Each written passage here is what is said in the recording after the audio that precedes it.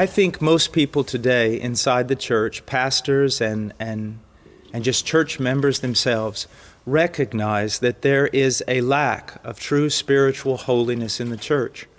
I think even the enemies of Christianity outside the church, they look oftentimes at the testimony of Christians and they see very little difference between the life of a Christian and their own life.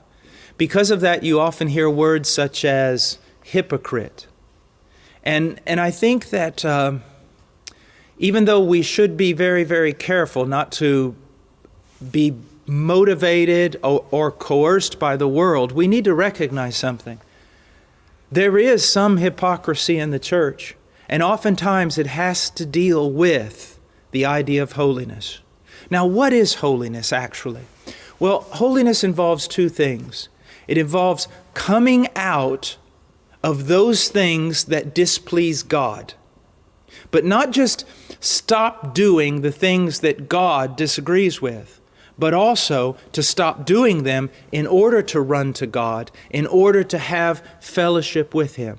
One of the things that's probably most important that the Bible reveals about God is that He's holy. Now, what does that mean? A lot of people think that the holiness of God means that He is without sin. Well, that's part of the idea, but that's not the primary idea. You see, the sinlessness of God, the perfections of God have to deal more with His righteousness. Holiness has to deal with His separateness, His transcendence, that there is no one like God. There is no one holy like the Lord. He is totally and completely unique from the rest of His creation. And not only that, but He's higher than His creation, and He's of more worth than all His creation combined. For a man to be holy is to recognize that God is transcendent, that God is deserving of all glory, of all honor, of all praise, of all service.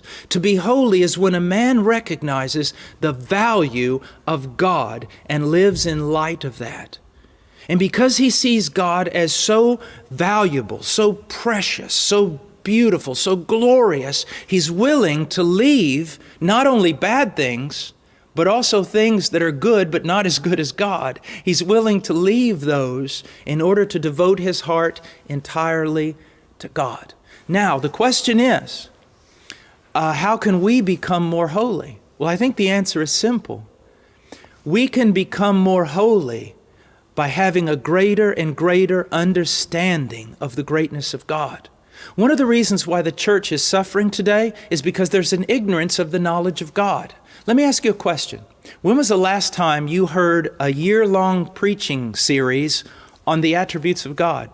When was the last time you studied the Bible to learn the attributes of God? Most people in our churches today don't even know who God is, and therefore they cannot esteem His value, and they will not separate themselves to Him in service.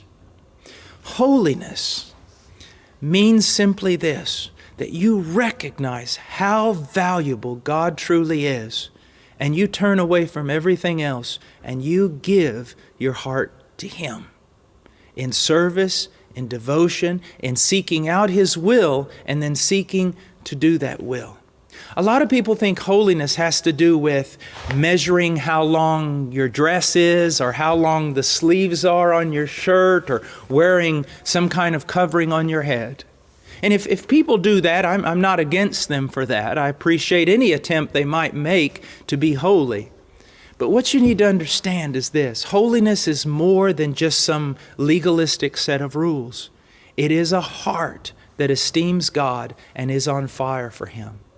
Now, one other thing that I want to say about holiness is if your heart is truly devoted to God, you're going to want to do the will of God. And it is the will of God that you grow, the Bible says, in sanctification.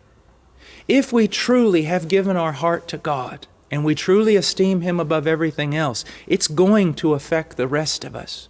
We have to admit that we live in a culture that's very sensual.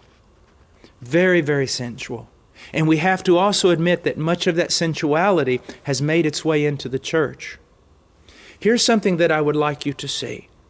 That if you're holy on the inside, You're going to want to be holy on the outside. And if you've given your heart to God truly, then you're also going to give Him your mind, your eyes, your ears, your face, your hands, your feet, your body.